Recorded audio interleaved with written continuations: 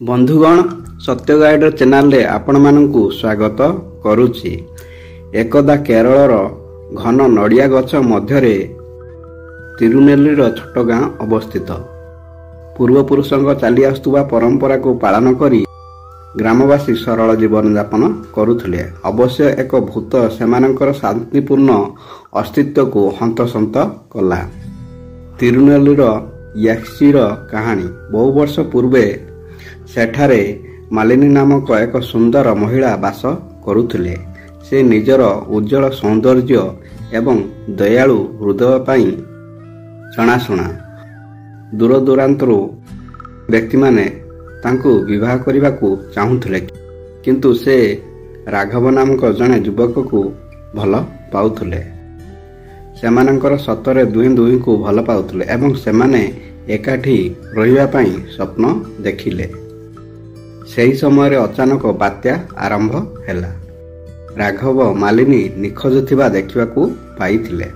से अतिशय होई दुहे दुई को खोजिले, किंतु से केउठारे पाइले नाही। दिन गुड़िक सप्ताह रे परिणत हैला एवं सप्ताह गुड़िक मासरे परिणत हैला, किंतु मालिनी आउ फेरी नथिले। तांकु जंगलर आत्मा माने नहीं जाइथिबा ग्रामवासी माने विश्वास करिथिले। ग्रामवासी माने पार्टी करी कहिथिले जे से तांकर हजि जाइथिबा प्रेम पाई तांकर अनंत अनुसंधान रे जोग देइछंती। अनेक वर्ष बीतीगला। मालिनी एवं राघवंक कहानी गाँ लोकनृत्यर एक अंश होइगला, किंतु बादाम गछ चारि पाखरे अजब घटना घटिबाकू लागिला। संध्या समय ग्रामवासी एक धला रंगर पोशाक पिंधि जंगल रास्ता रे बुलुथुबा जने सुंदर महिला को देखिथिबार खबर देइथिले। तांकर लंबा प्रवाहित केश एवं आखि थिला जहा अंधकार रे विद्ध हेबाकू लागिला।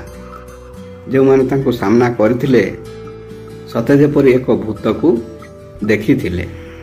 संध्यारे निकटस्थ सहररू आसीथिबा अरुण नामक जने युवक चेतावनी सत्वे मध्य जंगल अनुसंधान करने निष्पत्ति नेइथिले।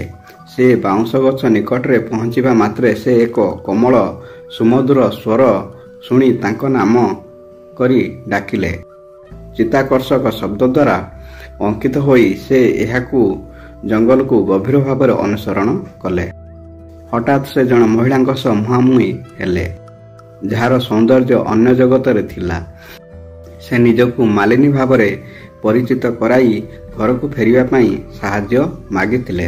तापर अरुण राजी हेले एवं बुलुथिबा जंगल रास्ता रे तांकू अनुसरण कले। तथापि जेतेबेले सेमाने गभीर भावरे उद्यम कले, आखपाख अंधार रे परिणत हैला एवं अधिक ठंडा पवन बहिबाकू लागिला।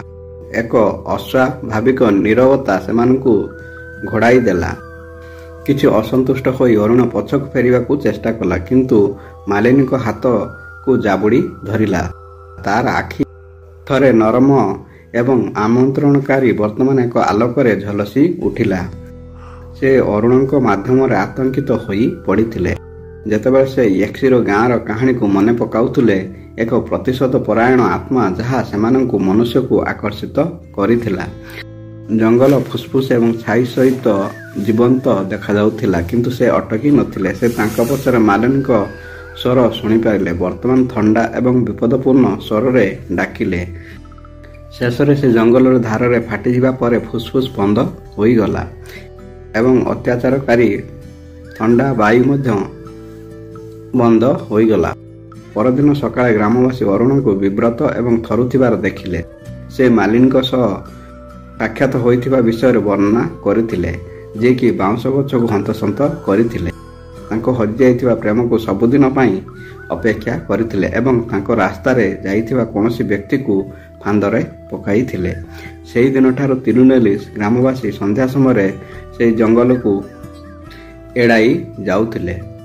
मालिनी को अस्थिर आत्मा को शांत करिया पाई तिरुनेल्लीर याक्सीर किंवदंती प्रेमर चिरस्थायी शक्ति एवं हजि जाइथिबा प्राणर अनंत दुखर एक चित्ताकर्षक स्मारक।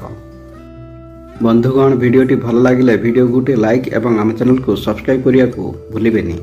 धन्यवाद। जय श्री कृष्ण।